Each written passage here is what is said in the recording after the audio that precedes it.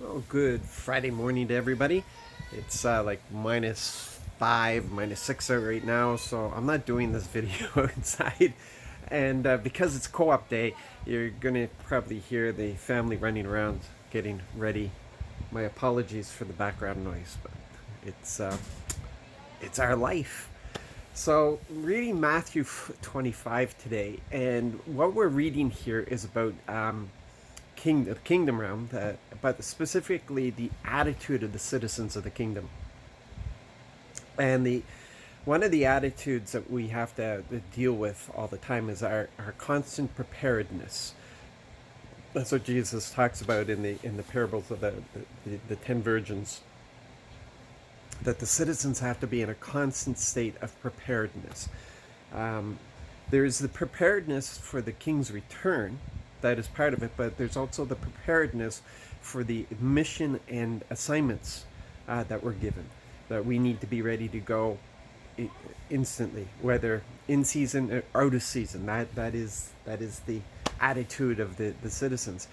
And so we see that the mission through the investments that Jesus is talking about with the master who gave the servants certain amounts of money to invest. And you'll notice that each one was given according to their ability. There was one who was given the most of the servants because he had the ability to deal with that and to make that multiply. And then the second had a lesser amount, and then the third had a lesser amount. But the one who had the least amount didn't do anything with it. So this is something we need to constantly remember, that our mission is the investment of the kingdom resources.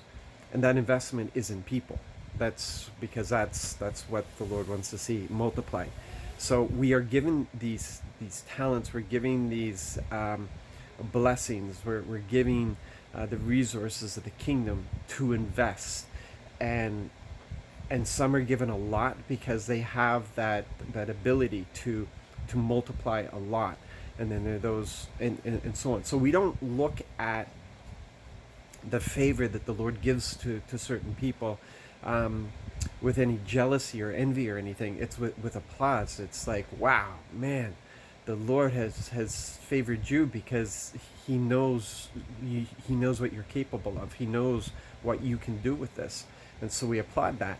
And at the same time, we are just as faithful to what we have been given, even if it's less than what's been given to somebody else. It doesn't matter. That's what we are to be faithful with. We're not to be faithful with what somebody else has been given. We're to be faithful to what we have been given.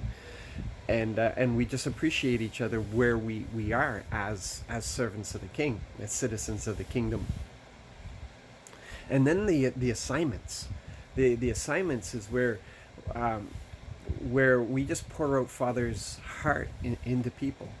And he's called us to the marginalized. He's called us, it's throughout the word that we've been called to those who are in positions of needing doctors, who need the physician, who are in need all the time, who are in need.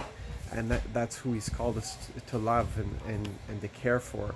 And not in an institutional way, because we tend to do that. Not giving it over to an institution or a global church idea. We do need that, but he wants us to enter into people's lives. He wants us to enter into the lives of the lame, the marginalized.